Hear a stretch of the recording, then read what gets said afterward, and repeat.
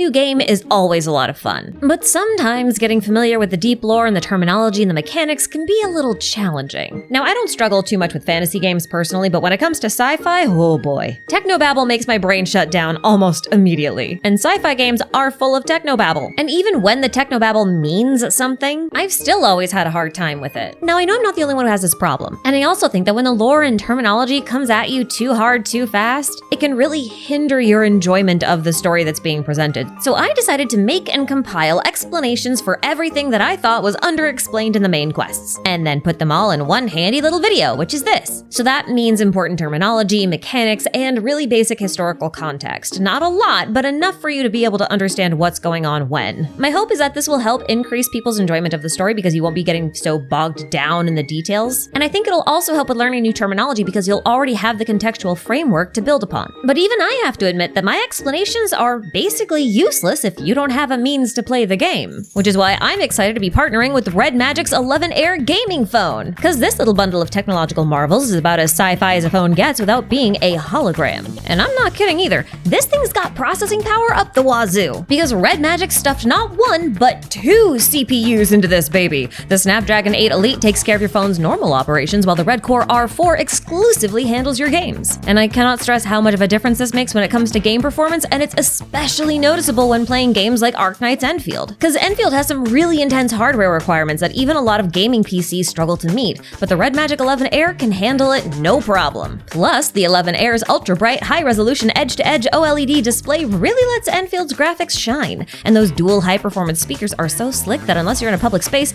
you're not even going to be tempted to use your headphones. And there's so much more to love about the Red Magic 11 Air, like its sleeker form factor, lighter weight, built-in customizable shoulder triggers, hidden front-facing camera, impressive battery life, fully equipped with fast charging, laptop-grade cooling technology, and plenty of durability thanks to its aluminum frame and Corning Gorilla Glass screen. Now that last part is a huge boon for me because I drop my phone pretty often and in weird places and I have yet to damage it. So if you're in the market for a new phone and you want something that's great for both everyday use and gaming, then you should definitely give the Red Magic 11 Air a try. You will not be disappointed. A big thanks to the Red Magic 11 Air gaming phone for sponsoring this video. And now it is time for us to return to our topic at hand, explaining the historical and contextual lore and mechanics of Arknights Endfield. And we're going to start things off by going over what you need to know from the previous game, which is technically spoilers for the previous game, so proceed at your own risk if you plan to play that.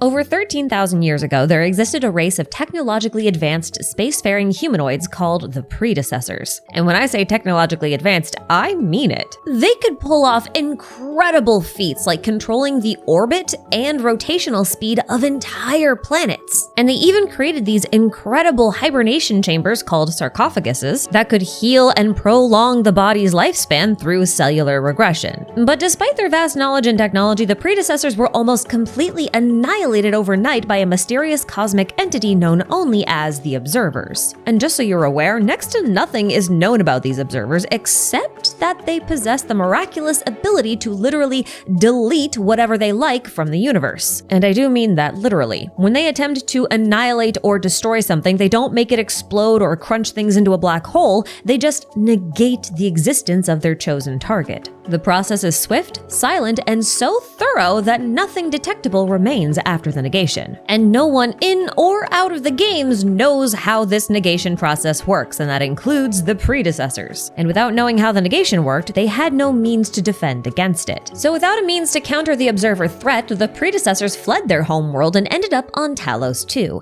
a habitable moon orbiting the gas giant Talos. It's unclear just how long the Predecessors were on Talos II, but it was apparently long enough for them to allegedly establish a temporary civilization and develop the cosmic gate technology, which they then used to escape to yet another planet in an undisclosed location, the planet called Terra. The Predecessors effectively turned Terra into a planet-sized apocalypse bunker, destroying the cosmic gate behind them and blanketing the entire planet beneath the star pod, a barrier that hid the planet from the outside and prevented anything from entering or leaving Terra's airspace. This bought the predecessors enough time to investigate countermeasures against the observers. One such countermeasure was Originium, a synthetic crystal developed by two genius predecessor scientists, codenamed Priestess and Oracle, later known as Doctor. This Originium crystal was basically the ultimate form of data preservation, and would thus theoretically be capable of withstanding the negation abilities of the observers. So basically, it's the ultimate form of negation versus the ultimate form of preservation. It's like an unstoppable force meeting an immovable object. And while we don't know a lot about how the negation abilities of the observers work, we know quite a bit about how Originium works. Basically, Originium crystals function like recording devices that store data within a subspace repository that's accessible via all Originium, and this subspace is called the Assimilated Universe or the Originium Wood. You could probably liken the Assimilated Universe to a data center, and each Originium crystal that can access that data center is like a computer or a phone. Now, in its default state, the Assimilated Universe appears as a giant golden sea of static data, which kind of reminds me of Evangelion's fantasy. But this assimilated universe space can be programmed, so to speak, by someone with control over the Originium, which at this point in time seems to be just the Priestess or the Doctor, or potentially the Administrator, since the three of them are the only ones who have true control over the Originium as like a total substance. Now, programming in this sense means defining the laws that rule this subspace universe, laws like the laws of physics or how things manifest within the space. As far as I can tell, this phenomenon isn't relevant to what's going on Talos II yet, but it probably will be in the future, so I'm bringing it up. Now, Doctor and Priestess had a fundamental disagreement over how exactly Originium should be used, but it does appear as though both of them agreed that they needed to download everything within Terra into the assimilated universe. This would allow for everything on the planet, including all of the predecessors who were hibernating in their sarcophaguses, to be preserved within the Originium in such a way that they could avoid observer detection forever. But this plan would take a lot of time. So the two of them inoculated the planet with the 3 Originium seeds that they made before going into hibernation while the Originium spread throughout the planet. But keep in mind, Terra was not a desolate planet. It was home to a lot of life forms, including one of Terra's native species, the Sarkaz. And this is where Doctor and Priestess's well-laid plans veered off course, because it turned out that constant exposure to Originium actually altered the evolutionary track of the Sarkaz, as well as countless other animal species that existed on Terra, some of which had been brought to Terra from Talos II by the predecessors. And the Originium's evolutionary adjustments to these life forms caused them to assume shapes that were similar to those of the predecessors, despite coming from a wide range of different species. And that's why everyone in Arknights and Endfield has animalistic characteristics, except for Endman, who's most likely related to the predecessors directly, especially since they seem to have their own sarcophagus. And sarcophaguses cannot be used by anyone except predecessors, because if anyone else uses a sarcophagus, the cellular regression technology it uses appears to have some sort of reaction with the data within Originium, which was responsible for the way these other races evolved, and that forces evolutionary regression, meaning if anyone except a predecessor uses a sarcophagus, they will revert back to a form resembling the one that their race originally descended from. That obviously doesn't happen to Endman, so they're probably predecessor-ish. Now, while Doctor, Priestess, and every other predecessor slept on Terra, these new Terrans developed an entire civilization that was centered around Originium, because as luck would have it, Originium could also be used not just for data preservation, but as a renewable power source. On the one hand, Originium Energy was a blessing because not only was it abundant and energy dense, it was also able to replicate itself quite quickly, unlike regular crystals. And that is the perfect combination for a good renewable energy supply. But using Originium Energy did have its drawbacks. For starters, Originium formation seems to exacerbate the severity of natural disasters like volcanic eruptions, floods, and earthquakes. And long-term exposure to active Originium through contact, proximity, or the ingestion of the particulate dust left over from extracting energy from the crystal can cause Oripathy, a disease that causes the body to fully crystallize or sometimes mutate into a monstrous form. This disease is incurable and also fatal.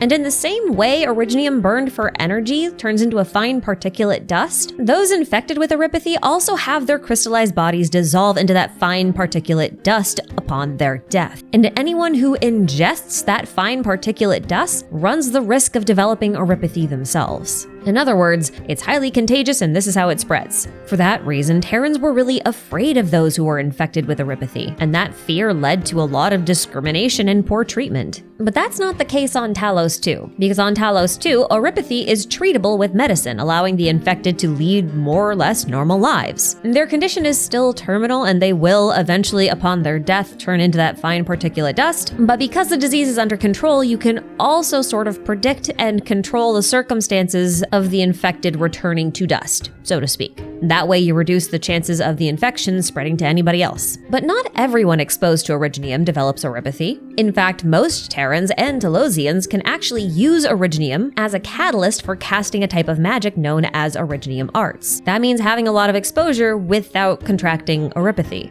That said, using Originium arts while you have Oripathy will accelerate the progression of the disease. So there is a little bit of a connection there. In any case, the people of Terra believed that the pros of using Originium outweighed the cons. Now we're going to fast forward through a few thousand years of Terran history until we reach the discovery of the Cosmic Gate, the same one that the predecessors used to enter Terra all those years ago. Keep in mind that Terrans could not leave their planet even if they had the technology to do so because they cannot pass the star pod barrier. So the discovery of the Cosmic Gate gave them another option to leave their planet and explore the universe outside. So a lot of factions came together to collaborate on researching and repairing this Cosmic Gate, and they were eventually successful in using the gate to reconnect Terra to Talos II. But Terrans had no idea what to expect from the world beyond the gate, so they sent exploration teams through the gate first and slowly began building outposts with the intent to establish another civilization on Talos II, providing the scouting teams could prove it was safe to do that. Now, because all Terrans are so dependent on Originium as an energy source, they took one of the original 3 crystals and used it to inoculate Talos II, the same way that Terra had been inoculated all those years ago. Now, in the time leading up to the repair of the Cosmic Gate, the Doctor had been roused from hibernation by a company called Rhodes Island. The Doctor and Rhodes Island apparently wanted some part of the exploration of Talos II, so they put together a group that eventually became Endfield Industries. We'll talk more about the company of Endfield a little bit later, but the reason I'm bringing it up now is because it appears that the Endministrator was born on Talos II around this time. And since the Doctor is one of the 2 creators of the Originium, and they are part of Rhodes Island, which founded Endfield, and they are one of the predecessors who Endmin resembles, it would only make sense if the Doctor were involved in the birth of the Endministrator. And they both appear to have the same powers over Originium, so there's that. Anyway, after 5 years of more or less uneventful exploration and development, the first great disaster hit Talos II.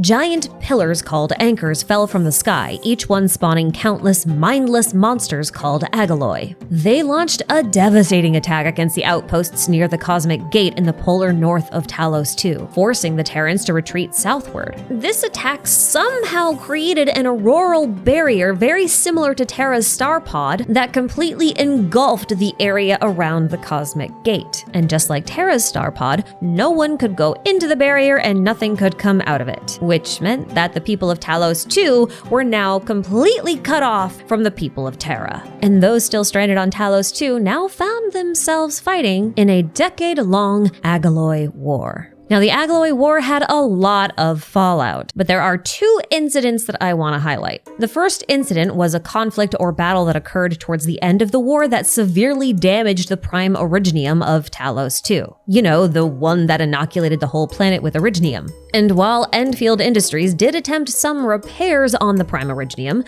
something strange happened to the inside of the crystal. The data that had been locked within the Originium's assimilated universe splintered into fragments and began downloading itself into real space, primarily in the form of people. These people born of the Originium data shards were like clones of the people whose data they were born from. And while they did possess the same appearance, physical capabilities, aptitudes, preferences, and even memories as their source material, they were entirely unique and separate individuals, and they were completely aware of their circumstances. These people became known as Reconveners, and you've probably met a few. Lavatane, Gilberta, Pogranichnik, and Ardelia are all Reconveners. And upon discovering their existence, Warfarin, the leader of Rhodes Island at the time, decided to research the phenomenon, even going so far as to attempt extraction of additional Reconveners from various data shards within the Originium. As far as I know, she's still busy doing that. So we'll probably be seeing a lot more Reconveners going forward. Now, the second incident I want to highlight was the establishment of the Civilization Band. The Civilization Band is the result of a pact or treaty called the Band Accord that was made between all of the major organizations on Talos II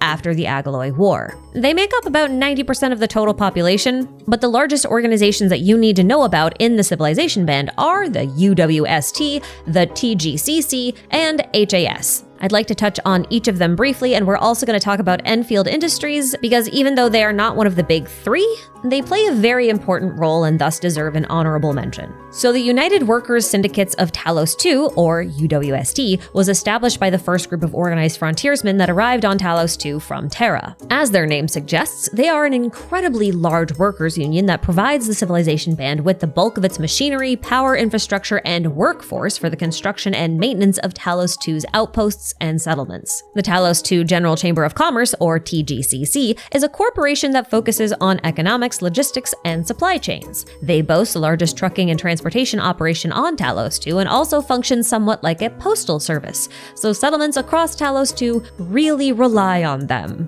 And then we have the Hongshan Academy of Sciences, or HAS, which was founded by survey teams of scientists from Terra. Their primary responsibilities are producing agricultural goods that keep the people of Talos II fed, but true to their surveyor heritage, they also specialize in scientific research and providing training facilities for generations of scientists and researchers intent on unraveling the mysteries of Talos II. They are currently deeply involved in researching the Blight, which we're going to come back to in a bit. And that brings us to the last member of the Civilization Band that you need to know about, and that is Endfield Industries. They were originally established by Rhodes Island as a non-partisan think tank for operations in Talos II. And since then, Endfield has become a technological pioneer thanks in large part to the work of the Administrator and their control over Originium. They are currently focused on developing and distributing new technology like the Automated Industry Complex, or AIC, which allows for instant manufacturing flexibility, as well as the Teleport Protocol system, which allows for instant transportation across vast distances.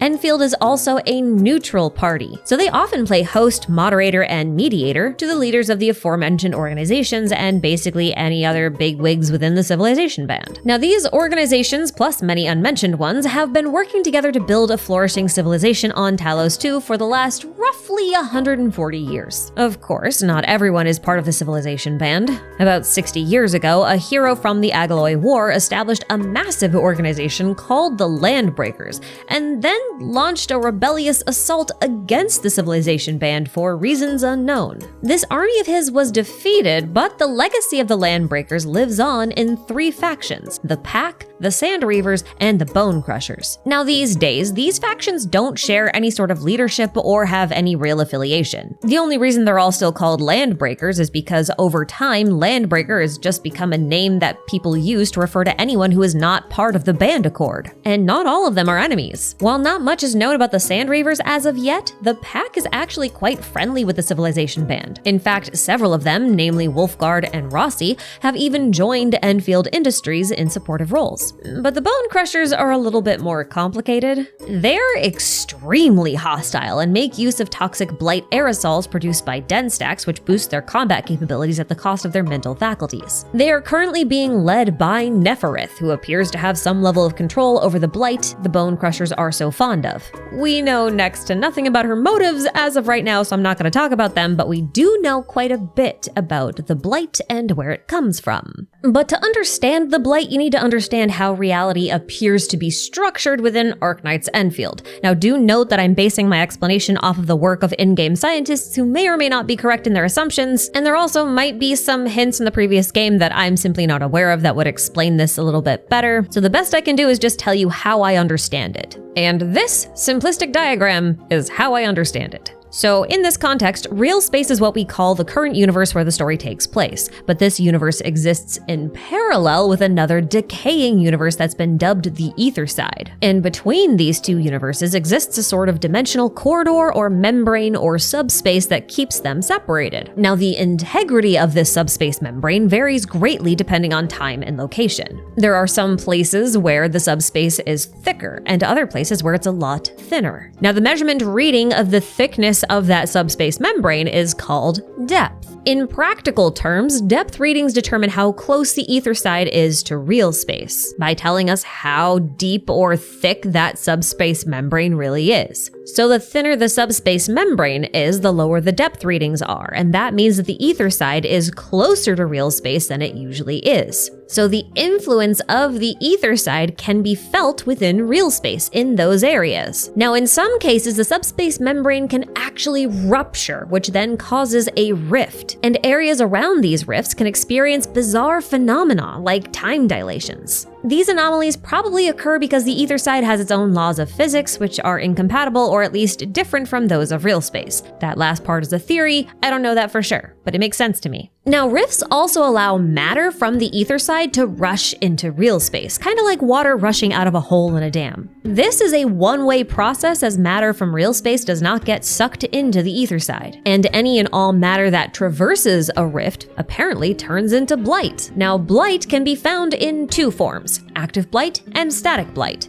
Active blight can take the form of a liquid, solid, or gas and causes destruction through dissociation. This sounds really complicated, and it's actually a little bit of a weird thing to wrap your brain around, so allow me to attempt to explain this with an oversimplified metaphor. Let's say you have a sandcastle made of a mix of sand and water. In order for the sand to maintain its castle shape, it requires the water to kind of hold it together. In other words, sand and water must associate with each other for a sandcastle to be a sandcastle. Now, hypothetically, if we introduce blight to the sandcastle, the blight would force the water and sand to dissociate or separate from each other, causing the sandcastle to lose its structure and crumble. That is an example of destruction through dissociation. But in practice, blight doesn't actually turn your sandcastle into a pile of sand and a puddle of water, because blight appears to dissociate matter on a molecular or even an atomic scale, which is terrifying. It appears like the dissociation effects hit the brain first, though, so coming into contact with blight tends to cause severe hallucinations, mental or emotional degradation, or in worst cases, terminal brain injuries. Those den stacks that the bone crushers use are a good example of this, as breathing in that gaseous blight actually does cause hallucinations and dizziness and all that kind of stuff. Now, I won't pretend that I understand how this gaseous blight actually increases their physical capabilities, but I assume it has something to do with Neferith, because she and Ardashir have shown that they have some level of control over the blight and or ether side energy. Now, fortunately, blight doesn't remain active forever and will eventually decay into static blight, which is far less dangerous to the average person. Destroying the core within a blight mass can also accelerate the rate of blight decay, so it's often seen as the quickest way to control small bouts of blight.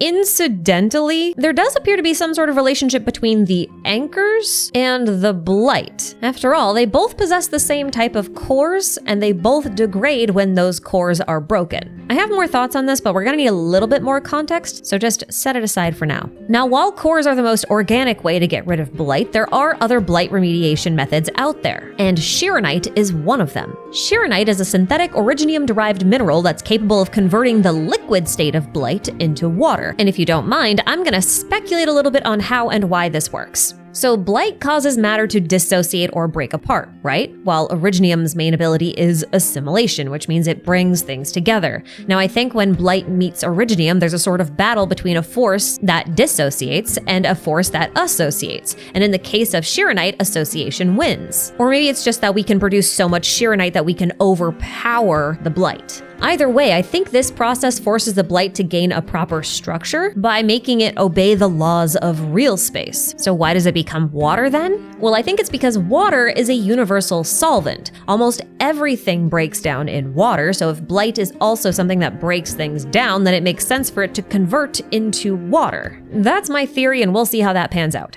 Speaking of Originium, though, Xirinite is not the only Talosian innovation in the field of Originium research. Shortly after the civilization band was established, many new collaborative research projects took place. The first noteworthy project resulted in the one-of-a-kind OMV Dijiang, the only spaceship on Talos II and Terra, and also the headquarters of Endfield Industries. Now, the reason Endfield is in control of the spaceship is probably twofold. The first is because Endfield is the neutral party among the civilization band, so their control over a unique resource would, not allow any one faction to gain control over the other. And the second reason probably has to do with the Administrator and their control over Originium, because the OMV Dijiang is powered by the second noteworthy collaboration project, the Protocol Originium or Proto-Rig. See, shortly after arriving on Talos II, Endfield researchers discovered that infusing Originium with energy from the ether side created a controlled spatial anomaly which allowed them to safely access the subspace corridor that I mentioned earlier,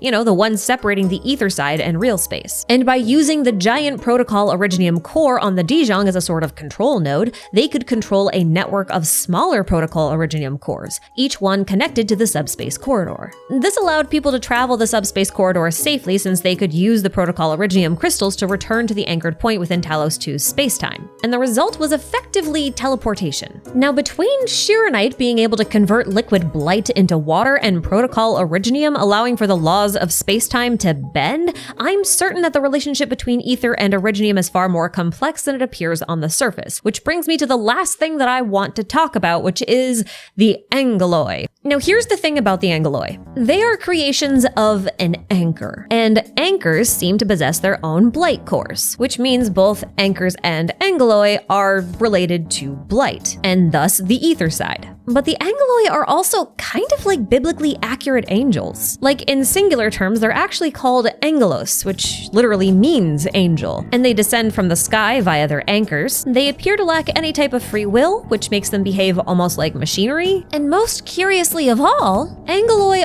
all bear halos, the shape of which curiously matches the diamond pattern that's associated with Originium, which is really weird when you think about it because Originium is from Terra, right? And as far as we know, Terra doesn't have Aggeloi. So part of me wonders if this relationship between the ether side and the Originium is responsible for the creation of the anchor and Aggeloi phenomenon. Which is interesting because the structure of the anchors does seem to match the creations of Nefereth, which implies Nefereth has a connection to the origin of the anchors. Now, I'm not saying Nefereth is behind everything. I don't think she is. But she is connected to the current enemy faction, as is Ardashir. And it seems like Ardashir had at one point offered the Administrator a proposal, one that the Administrator did not accept. And I think that proposal had something to do with Protocol Originium specifically. In fact, I think Ardashir and the Administrator had a fundamental disagreement over how Protocol Originium should be used. And if that's the case, it would make for a lovely narrative parallel between Endfield and the original Arknights game, because the disagreements between Ardashir and the Administrator would be the same as the ones between Priestess and the Doctor. But that's all just speculation on my part, and if we go any farther, we're gonna be out of scope for the video, so I think we're gonna leave things here. Hopefully that means that I have accomplished what I set out to do and explained everything that needed explaining. And I also hope that you found this video helpful. I'm really excited to finally be able to cover this game, so I'd like to extend my sincere thanks to both my Chaos Enabling channel members for allowing me to do this, you know who you are, and also to you, the one watching this video right now. I appreciate you. I couldn't do this without you. And until I see you again, remember to take care of yourselves. I'll know if you don't.